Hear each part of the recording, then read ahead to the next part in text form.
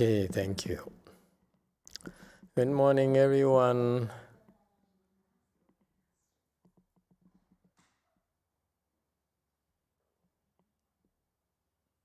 It's nice to see you. Thank you. So this morning, do we have the photos ready? No, we have some photos ready. We can talk about some photos with you. If you like, I can tell you about the Korea trip. Some of it. What is this?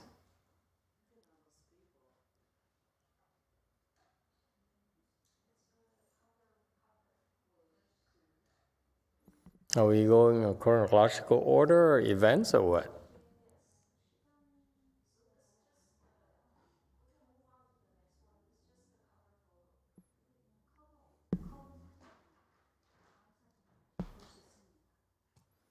Okay, cover photo.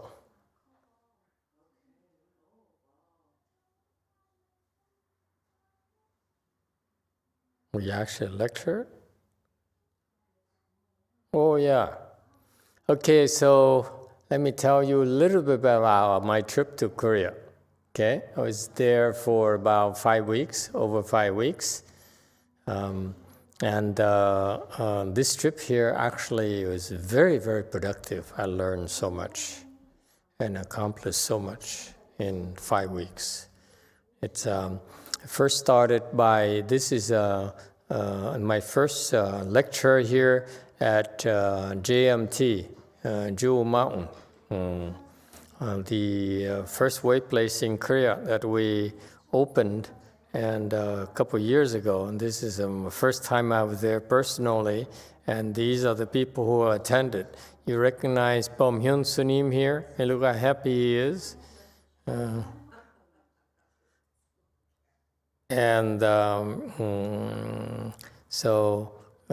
This is the trip was actually poorly planned because we weren't sure about a lot of things. We weren't sure how much time we would have, what kind of restrictions we were going to have.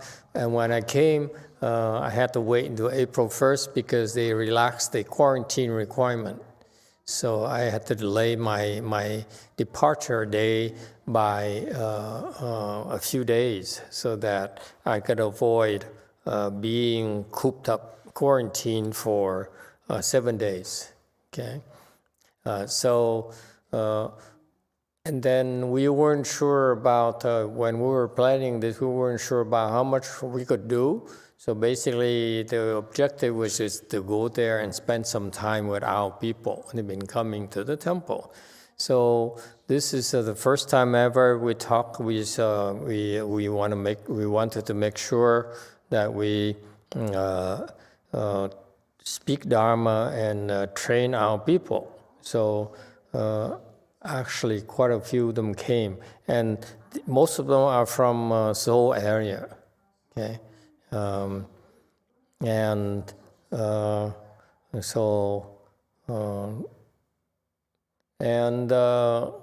This is the first time I also saw Xian Gong, our baby. I call her baby because he's the youngest member of our Sangha team.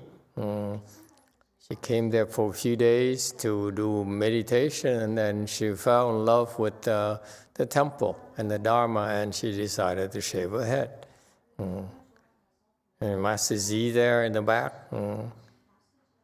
Okay, we have some relics here on display here. This is rather unimpressive. You look at the Korean temples; it's very, very impressive in terms of statues, in terms of woodwork, ornaments, okay, in the Buddha hall. The whole Buddha hall, like the whole ceiling, usually have plenty of woodwork and carvings and paintings and so forth. But for us, it's very, very simple. And this is at lunchtime. Actually, it's more people showing up at lunch than at the lecture. It's because a lot of people were helping. The Koreans are very interesting. As soon as you come to the temple, they jump in and help out. It's sort of a common practice for especially Korean women to go to the temple and help out, to clean, help out, cooking, and so forth. And so many of these are very experienced. They go to temples. The Koreans also have the practice of going from temple to temple. They don't necessarily have to belong to one temple in general. They may belong to one main temple, but they would go from temple to temples as well to support various temples because they feel it's their duty to support the temples. And so many of them become experienced doing that from after many years, and therefore they're experienced at helping cook because there's something called temple food. Okay, there's a certain type of food that you must serve at the temple, vegetarian food.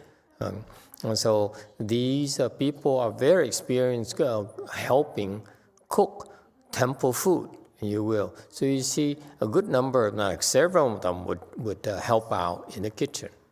Okay, and this is taken from the kitchen here. This is from kitchen looking outside, looking to the dining area. And many of these people have been regulars for some time, you know. And I was stuffing my face there. I said, good food.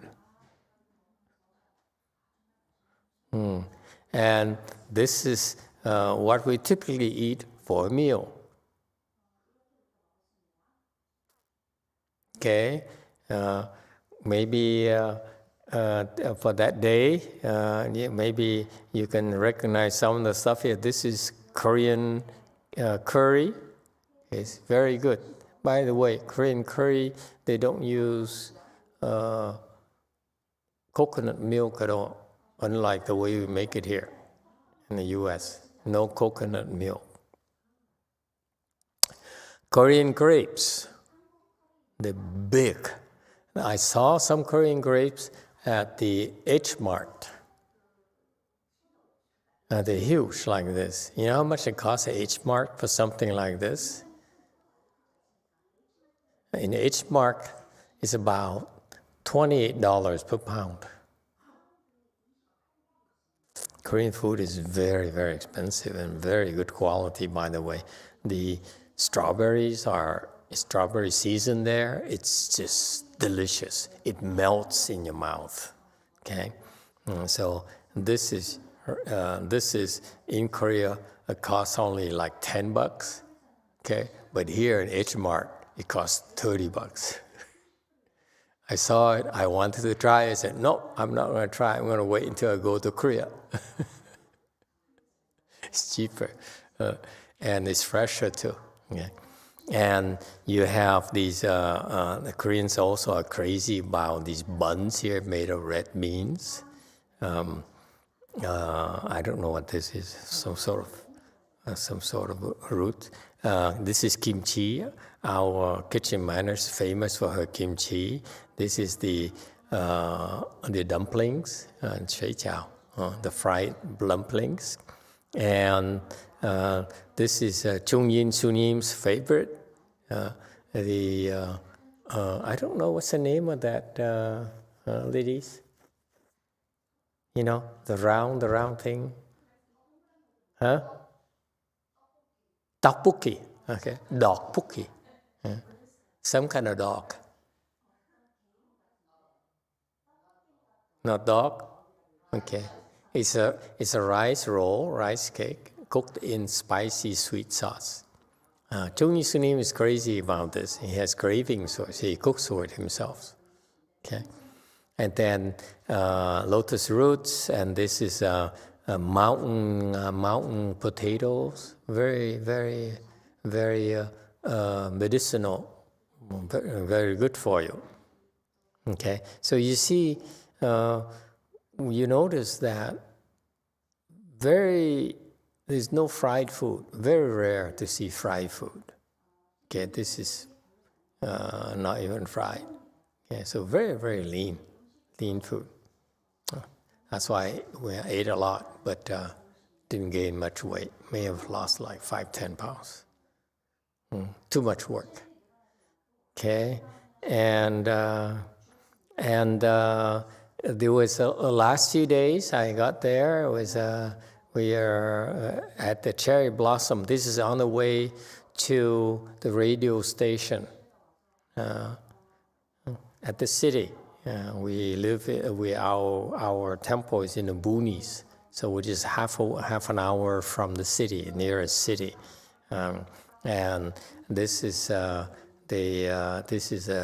Japanese cherry blossom trees, and it's full bloom. So the last few days of the cherry blossoms, lots of people went out and enjoyed it. So this is at the radio station. This is a radio they host, and this is the program manager, and the host would interview me, translated by Venerable Xienan. Xienan, this is her. She has a radio show that she's there every week, and she's a celebrity over there, you will. So this is my first public exposure, my first radio interview, you will.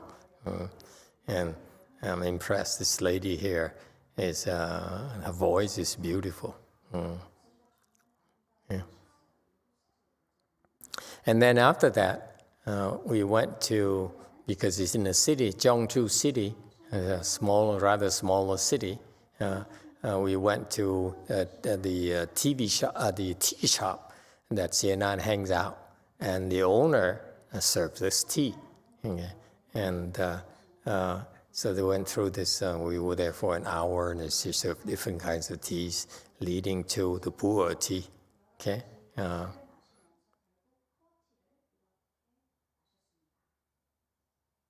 Then when I was at Jewel Mountain, I talked to a few people. They seemed to people made schedule appointments to come in to see me and talk to me, and one of the early appointments was kind of funny. There's some younger ladies who went to talk to me, and they said, "We'd like you to join our Buddhist Temple Association that does charity work in the area."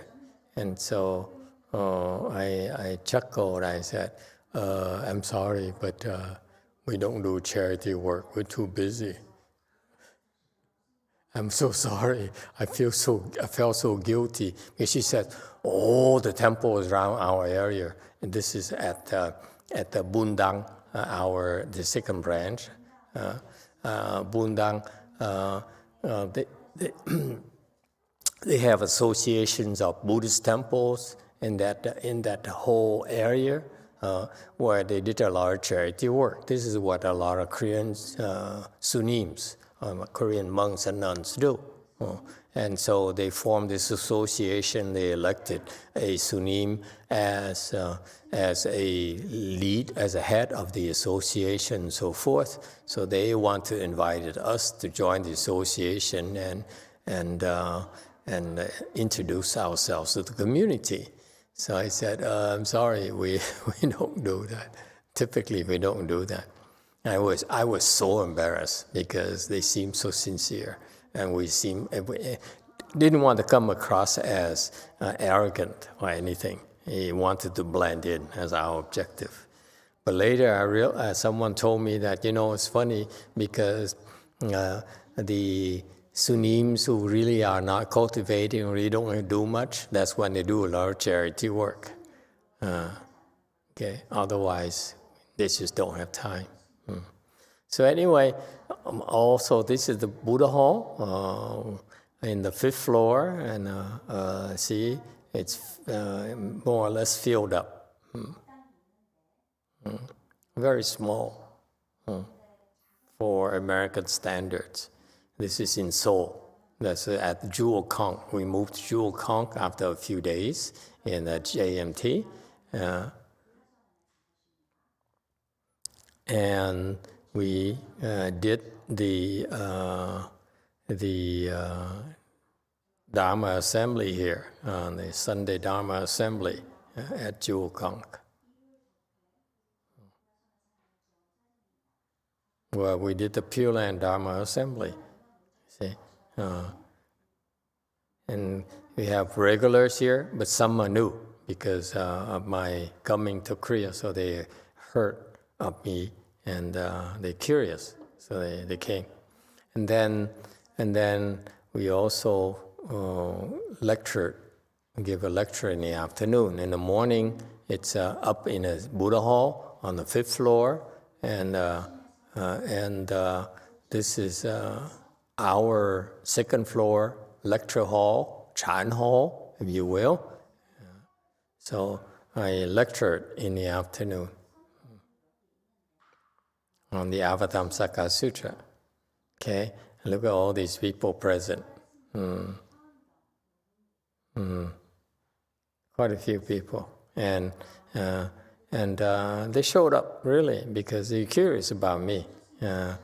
This time around, for some reason, we have a lot of attention from the Korea media. They said there's a great monk coming to Korea from America, so they're all curious. So they came. But these are basically, most of them are regulars. And remember, this is a pandemic for the last 2.5 years in Korea, so they locked down. It's only recently, few days after I was there, that the government officially allowed people to have religious gatherings. So we couldn't do much at all for 2.5 years until then, and these people showed up. And you see, and they still used wearing masks. You see. By the time I left, no one wore a mask anymore, except for the newcomers.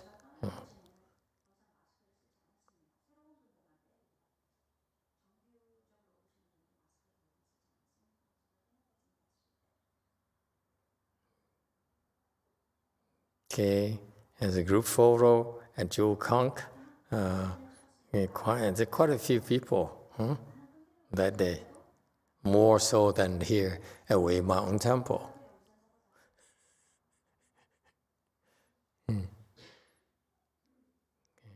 And these are new people, so they later took refuge, became Buddhists. Even Yu Min here let her dog take refuge as well.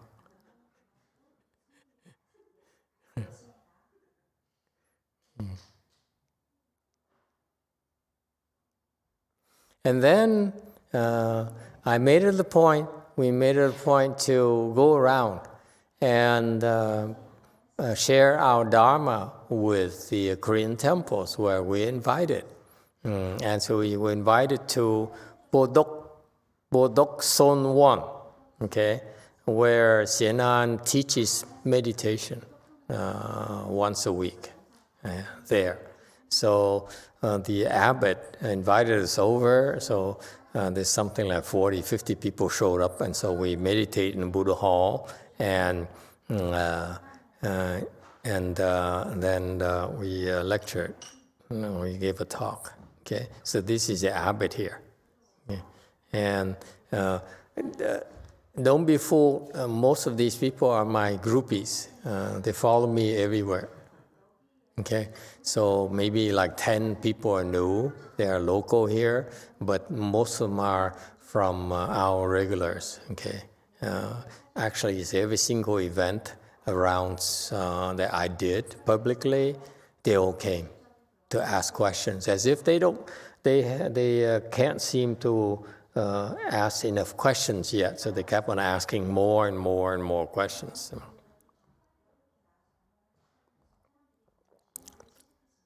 You see the standard for Korean temples? the Buddha Hall, this is rather not very well-off temple. But you see, this is what they expect. They expect statues, they expect a fancy Buddha Hall and woodwork on the ceiling and so forth. So this is where we conducted a chant class, and we met some new students. Some of them took refuge as well, but most of them are regulars. And then we went on to the second biggest temple, most popular temple in the Seoul area. Okay, the Bongwon-sa. Okay, and that's the famous. I didn't realize it until that day that the Sunim, Soktu Sunim, the monk there, our connection there, he brought us to the Avatamsaka wood, the building where they store the wood blocks of the Avatamsaka's wood blocks. It's the entire sutra in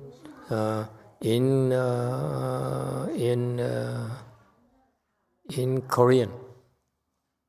Okay. And so this is a special wood block, special treated wood, okay? And it's very expensive. It was carved by hand a long time ago by a Korean Sunim who sponsored it, so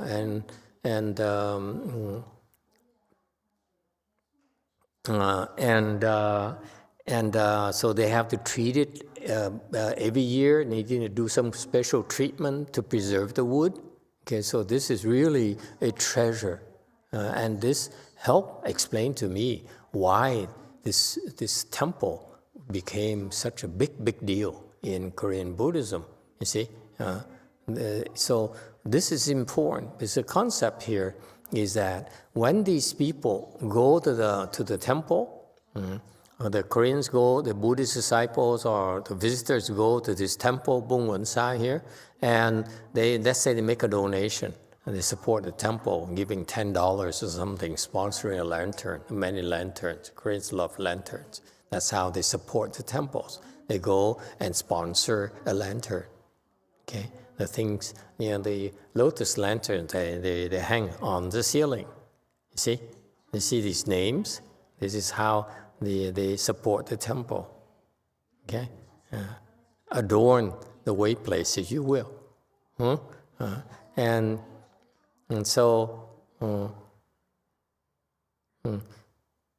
they go and support the temple, and they make a donation that goes toward preserving these wood blocks and helping the temple. And that's how they planted, the Koreans population in Seoul planted Mahayana blessings.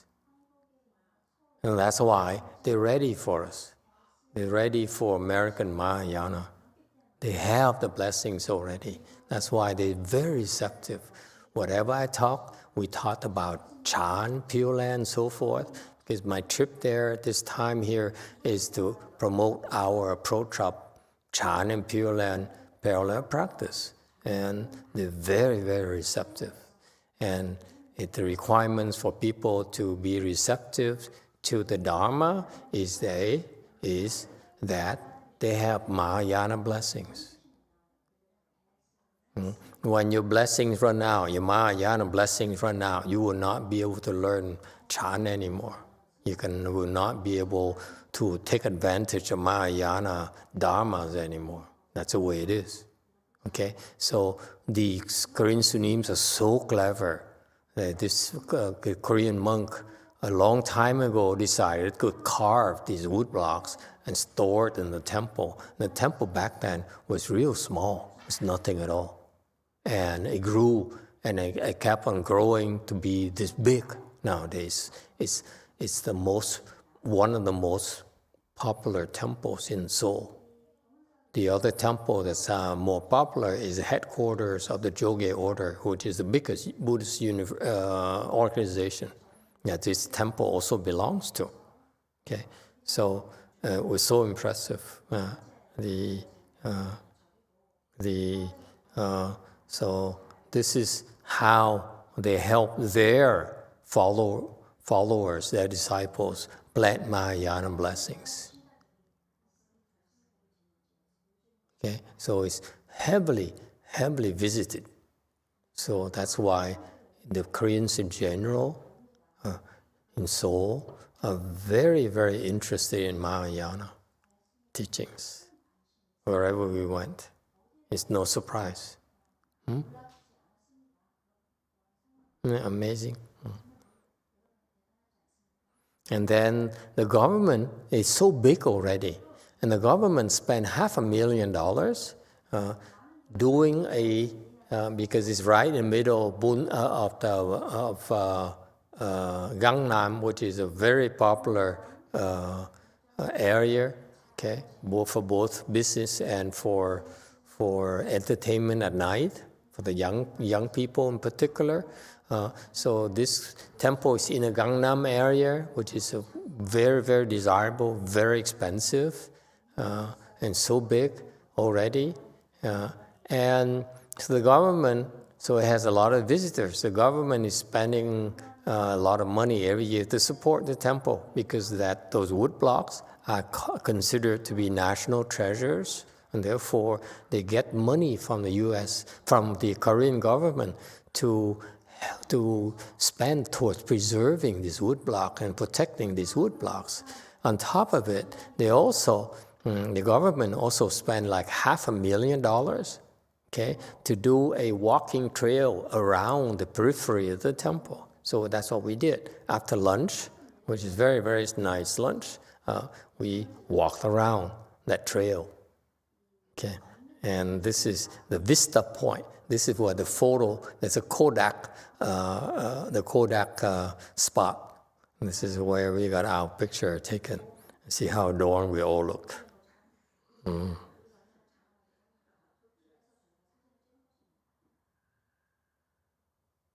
And then it's Vesak. So this is a busy time for the Korean temples because the whole month is celebrated. The government celebrates, the whole country celebrates it. And so for the whole month, you have all these activities. There's this Bung Wen Sa here, that's a popular temple. They have concerts every single weekend. Okay. And they have a place here where you can bathe the Buddha already outside. And we should do that when our temple becomes bigger and more adorned. So I was bathing the Buddha. And then after lunch, you have the youth group. You ask for a tea talk, a tea chan talk over tea.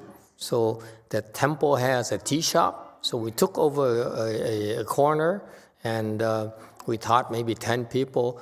But actually, again, first time I realized I have a bunch of groupies that kept on filling up, coming more and more and more. So I had to turn them away and say, hey, this is not your time. This is young people's time. So these young people are young professionals who have been practicing Chan with Venerable Xienan, and they had a lot of questions, as you can imagine. And young people have so many questions, and they ask the Sunims, they didn't have answers. So they're so happy to hear simple answers and direct answers to their questions. So they gathered, quite a few of them gathered, okay, and have the questions asked. And this is YongHua Sunim, see? And after that, later, we have a lecture where I presented did a slide presentation on our Chan and Pure Land practice, parallel practice. And quite a few people attended, and the TV crew was here. There's a TV crew here. They recorded that thing, a 2-hour event, 1 hour and a half, 2 hours. They recorded the whole thing, and then they edited it, and then they broadcasted it a couple weeks later during Vesak, during the near the days, actual day of Vesak. That's where they're more popular, more important programs. So we have 3 days, 3 consecutive days where they broadcast our Dharma talks and our Dharmas. Okay, on those major Buddhist TV stations.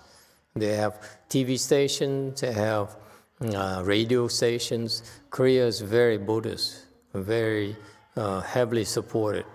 Buddhism very heavily supported. Yeah. And look at, this is just a lecture hall. Look at how adorned it is compared to our temples. All this painting here is hand-painted, mind you. The ceiling, each panel is hand-painted.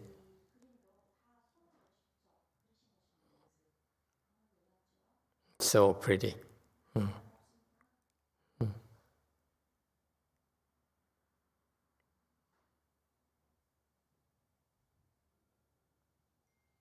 American Pure Land Buddhism. They asked to talk about this young group, even though the Jogye order, the main Buddhist organization in Korea, which is very wealthy, very powerful, has the majority of the Buddhist temples there belongs to them. And they advocate practicing son or chan. Chan is pronounced as son in Korea. And yet, more and more people in Korea, Buddhist disciples, are practicing Pure Land because they're not getting anywhere with their son practice. What happened is that the way they taught son is not that good. That's why they're getting no results at all. Very few people have good results. Okay. Yeah, you like it? Huh? You like it? Sweetheart? You see how beautiful it is? This is gorgeous. It's hand-painted,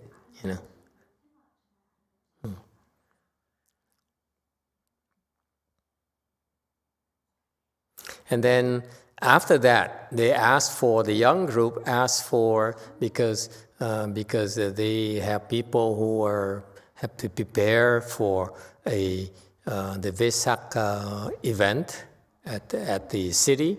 So many of them could not join us, so they asked for a second tea talk in the evening at 6. Okay, so we got together again and talked to them. And again, what you see here are the young group here. And this is my groupies. This here our groupies. We have to turn them away. He said, we said, there's not enough room for you, so please go home. And so only a handful stayed back. Okay, and they behaved themselves. They didn't ask any questions. So gave the young Buddhist disciples a chance to ask questions. Okay, and then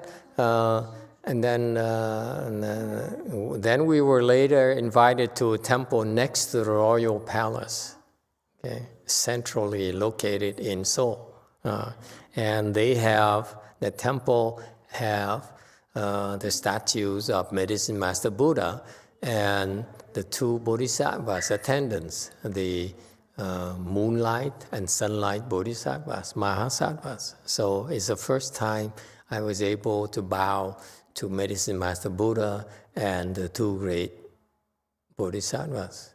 So I was emotional because when I first started teaching Chan 16, 17 years ago, it was done for the purpose of building credibility, establishing our Chan style, Chan training style, which is different from what's being practiced. And so for all these years, I spent a lot of time teaching Chan, putting more emphasis of teaching Chan here in the United States. And and our primary support came from these medicine master plaques. And so we started because I used to refer them to my master's temple, Master YongHua's temple. I said, I don't want to deal with money. And you go over there and get some medicine master plaques to self-solve your problems. And they went over there and they are not helped properly. So they came back and said, Master, please help us out. They're not helping us. They can't really help us. And so we asked them questions and they couldn't answer our questions. Why we need to do this? Why we need to do that? They have no ideas. So please help us out. So I started having our own medicine master Buddha plaques, and they get a lot of good results with their illnesses and with their problems. And that's why I realized that it's not because of me. It's because the medicine master Buddha decided to support us. Okay. So that we can function. This is a system from a Chinese that we picked up from my master style. We don't ask for money. We don't ask for anything. And people came to our temple and they have problems, so they get these medicine master Buddha blessings to support, to resolve the problems. And that's how we can support ourselves. Okay, so that I realized that I've been getting a lot of help from medicine master Buddha. So I got emotional to be able to see that there's such a Dharma in Korea as well. And this is a very nice temple. Hey, little girl, look at all the nice painting here. Look at this. It's hand painted. And they have this is the abbot of the temple. They have relics of this temple. The qi is so strong, and it's not many people there. For some reason, I didn't get it. I said, if I have a temple with that kind of strong qi, it would be a great place to teach Chan. But apparently, they don't know how to teach Chan. That's why very few people come to the temple. Okay. So anyway, we put on a lecture, and they, for the first time, I will tell you, this is Pop Rinsa, Jing Gyong Sunim, and it's so adorned of the Buddha Hall. Look, wait, and then you see, actually, it's bigger than you think. And for the first time in my life, I ascended to a Dharma seat. I was so nervous. I said, what am I doing here? Why would a small-time monk like me be allowed to ascend to a Dharma seat? This is reserved for the big monks. Okay, you don't get to sit here. So I was a little bit nervous. Okay, and guess what? The press followed me. The second recording to be broadcasted the next day. Okay, and so this is a young man here, the assistant leader, the vice leader of the young man group at the Bông Wen Sa, the temple with the wood blocks, okay, Avatamsaka wood blocks, and he came because he was so impressed with my helping him. He had a problem, so they couldn't solve the problem. They have a argument. So I talked to both sides, the leader and the vice leader, and they've been fighting for months like cats and dogs. And so they couldn't solve the problem. No one could solve the problem. So I talked to them. They calmed down. They made peace. He was very impressed. So so he followed me to the temple because he had a question. He said, now you solved my problem. How do I improve myself as a person? What else do I need to do? Because I looked at him at the other temple. I said, you don't yield, do you? He says, no, I'm known to yield. People think I really cooperate. I said, no, you don't cooperate. You don't yield at all. I said, he was shocked. I said, I'm not like that, okay? And he came back and he thought about it and said, you're right. After all, I don't yield at all.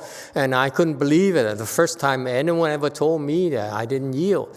So I had to go home, talk to my mother. And my mother told me, he's right. That American monk is right. You don't yield at all. I know you all for 30 years, and you don't yield at all. Okay? And so he was so impressed. And so he came and asked me, so what else do I need to do? So I said, So I talked to him. So it's so the groupie group is building, if you will. So it's like this side here is theirs, their regulars, and this is ours. But for the first time, I was happy. The first time, I was on the Dharma seat. And it's a scary, scary thing, let me tell you. It's high up there, okay? It's high as this the top of the big woodfish. And it's a weird thing, okay? It has only 2 steps to climb up. And there's no railings whatsoever. So as you climb up, at my age, the knees are wobbly and has arthritis and so forth, has only 2 steps. Okay? 1 step and 2 steps, and then another step to go up there. Okay? So you see that? 3 steps, so only 2 in between. So that it's very dangerous. So it's funny. So the monks are just looking up like I was a gymnast or something. They're both sides. They were watching me both sides, waiting, just in case I would fall. So I managed to get up there, okay? I was scared. I was terrified. I said, my God, there's no safety, there's no railing, nothing whatsoever. So I had to climb up there. And then the first time, you imagine you had to step up there, okay? And then you stand all the way up then before you can sit down. It's a really weird system. What? Next slide. Yeah, I know. Yeah. So I sat down, okay, and I was so impressed because now I look down upon everyone for the first time. I was so high up there.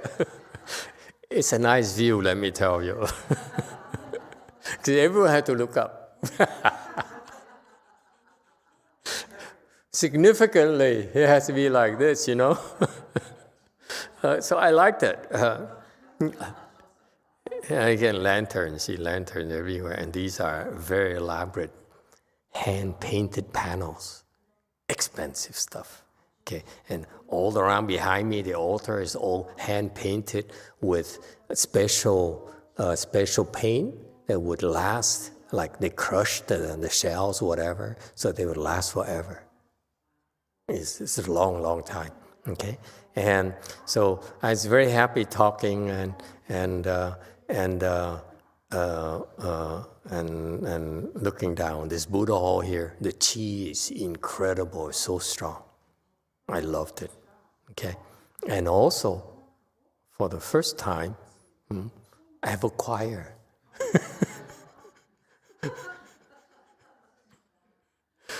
So the Koreans, they do a choir to do a Dharma request, and then as they singing the Dharma request, then you climb up the Dharma seat. Okay? So this is, I think, this is when I was on my way up. You see, they're watching me, just in case I fall. And so as I would see, I'm climbing up the 2 steps and on the Dharma seat. And so you can tell, I finally figured out why the Koreans have the Dharma seat that tall. And there's no railings, it's so dangerous. It's because a good way to retire old monks. They fall up, break their legs or something, and that's it. New generation takes over. It's such a natural way to handle, speed up retirements. And I was joking with Master Z as well. I said, Master Z, I can see why you guys want me up here, because then you can take over. Yeah, Korea really belongs to you. And then he said something like, but Master, when it comes my turn, I tend to fall asleep. So my tenure won't last very long. Because if I doze off, I fall and break my neck. It's so tall up there. Look at that. See how happy I was. I was so happy. Huh? And they all bow to you too. The abbot also bowed to me. Everyone bowed, three bows to me as part of a Dharma request. So we have the choir, okay? And then everyone bowed to me 3 times. I felt good. So it's my first taste of being treated like a great Dharma teacher.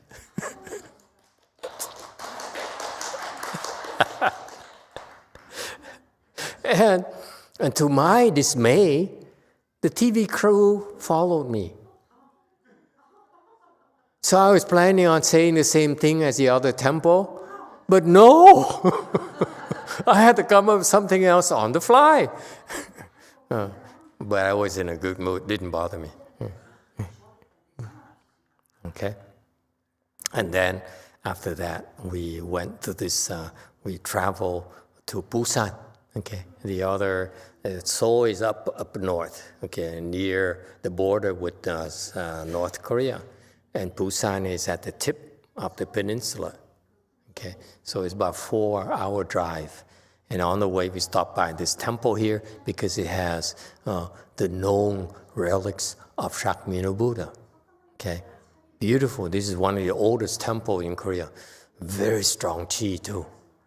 It's nice. They have all these old temples. It's burned down in the 12th century, so they rebuilt it. Okay, and this building is like something like 13th century or something. It's very, very old. And Gongju's 경주 불국사. Yeah, thank you. Okay, it's a very old temple, and guess what? This is the relics of, you would never believe, I couldn't believe, I was floored when I heard whose relics it is. This, in the Lotus Sutra, they mention is this jewel stupa Buddha who came to certify the flower of the Shakyamuni Buddha's teaching in the Universal Door chapter, in the flower, the Lotus Sutra. And this is the jewel stupa Buddha relic. Incredible. It's made of stones, one on top of the other. It's very, very old. Inside there's some relics in there. Okay? And more tourist things. They wanted to take photos with me, the great monk from the West. Didn't even know my name. Just looked like, looked funny. So took some photos. And it was raining slightly. And it's very, very old temple. Okay? And they didn't have the other photo of the other. This side here is another stupa. When you go to Korean temples, you see all these stupas. Usually you see a form of stupa. Unfortunately, we didn't have the photo of the other one. It's Shakyamuni Buddha stupa. So this is a trademark. This is a trademark of Korean Buddhist temples. You go to Buddhist temples here in the U.S., they usually have a stone stupa, okay, in front. That is a replica or a similar style of the other temple, the other stupa, where this temple is known for. The Bulguksa here is known for these two relics, okay? And And and also there's some more relics in the back. And for teeny tiny relics, they have this gold, the gold stupa for them. Okay, so it's a big deal for these people. And for Shakyamuni Buddhist stupas, for they build the original stone stupa, okay, they, how big the stupa, I was curious. I asked the monk in charge, a guest prefect monk, I said, how many stupas do you have in that, how many relics do you have in that Shakyamuni Buddha, in that stupa? He said, I saw them. We took some photos, something like a dozen of them. I said, how big? I said, about this big. So I told him, in the U.S., our temple, we had like 1 million of those relics. He was impressed. And I told him we have no stupa at all in the U.S. So in Korea, for like 10 relics, they built a whole temple. In the U.S., we have 1 million relics, no temple, only a church. But what's interesting, because this is one of the oldest temples in Korea, so it's protected by government, the government giving money to support the temple and so forth. And what's interesting is the people there, for them to be able to live in the temple, they all are able to practice. So the guest prefect is actually first stage Arhat.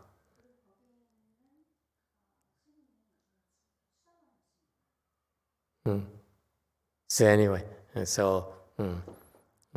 these do not look down upon these old temples, and they have these relics, they're prized and so forth, and so they're for real. Okay, they're certified to be real. And I know they're real because, for me personally, my interest is to see how the relics help the people cultivate. Okay, and for sure, this temple has a cheese, it's very good. And it's well guarded, well protected. That's why the people there, the residents, can practice and can make progress and have some attainments, significant attainments, if you will.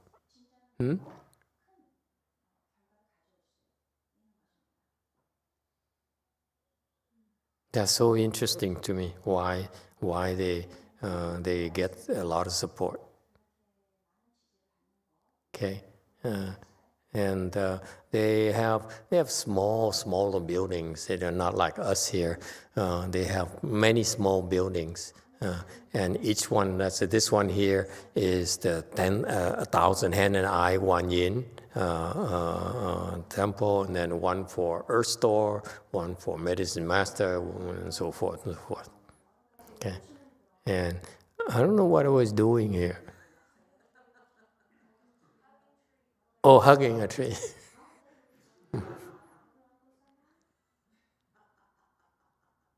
That's how I blend in. And you cannot cross this line here, so I pose so that I look like I'm hugging the tree. And then now, okay, a few more minutes, okay. Okay, a few minutes. Now we invited to Jihon Sunim. And this is a monk here. He's very active. He's one of the senior monks. When they love to promote big monks coming to Korea. So he invited Thich Nhat Hanh. He's a follower of Thich Nhat Hanh since very young. And then Dalai Lama. So he's a group of 3 known monks in Korea who invite the big shots to come to Korea to teach the Koreans the Buddha Dharma. So he invited me there, and he warned me, again, is the Dharma seat here, okay? Again, looking down on the world. And because it's very far. We still have like 10, 15 of my groupies showing up, but the rest is his people. And he's very serious. They are trained, they are taught how to cultivate. This is a cultivation temple. Okay, so really an honor. So it's the same thing. I don't, unfortunately, you didn't have the photos of the 5 professional chanters. They are professional choir people that they were hired, okay, to sing the Dharma request for me, okay, before I ascended the Dharma seat. And then this venerable monk, okay, also bowed. So everyone bowed, 3 bows, and then I started lecturing. Okay, and he put me in the room here where he put Thích Nhất Hạnh. Okay, so this is privileged guest, and he gave me fancy tea. Such a good tea here. Okay, compared to our tea.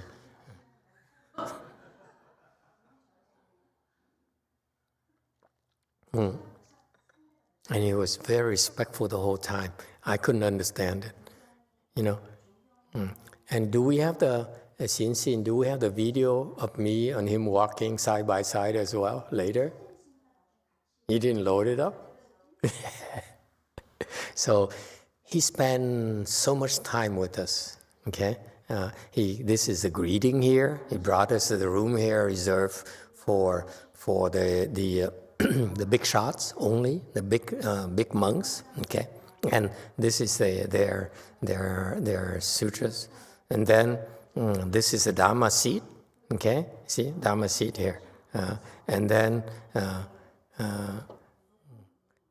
because it's a big deal, this is our groupie in uniform, Korean uniform, okay, Buddhist uniform, but the rest here predominantly are his disciples. He basically told them to come. You know, they came and they asked questions. And then he's well off because he has something like 10 retirement homes. Okay, where he had like maybe 100 people, residents each. Yeah, so he's a corporation in Korea, okay, that handles retirement home. Okay, so he brought us to that retirement home and showed us how his whole operation. So he has a lot of money. Yeah. So he never had to ask for money. And then after I gave the Dharma talk, and he personally now, see, when we went over to that room, he told Xianan to make tea for us. But when, after we done the Dharma talk, he brought us to his own tea tables, and all of us, okay, all the Sangha only, meaning I and Master Z and Xianxin and so forth, and all the trainees. He allowed all of them to sit at the same table, okay? They are only monks there, okay? But they allow now the nuns, our nuns, to sit with us, and he made tea for all of us, and whipped out his fancy tea, and then the pu'er tea, yeah, okay? Both fancy tea first and then pu'er tea, fancy pu'er tea as well. So he personally brewed the tea himself. That's how much respect he had for us. And he listened when I talked about when people ask me questions, difficult questions, cultivation questions, and kind of the Busan people, unlike the Seoul people, they cultivate in Busan. So the questions are harder, and they actually are much harder. And so when a few of those questions very hard, so I glanced at him, and he was really listening very intensively to see how I would answer such questions. So he liked it. Okay, so he brought us to the retirement home right next to him. Okay, and the people there are very, very, very happy. Okay, so this is how he trained his staff there. He has staff members who've been with him for 20 years. Okay. Okay, so we stop here today. Okay, we continue another time, maybe tomorrow. Okay, let's go to lunch. Thank you.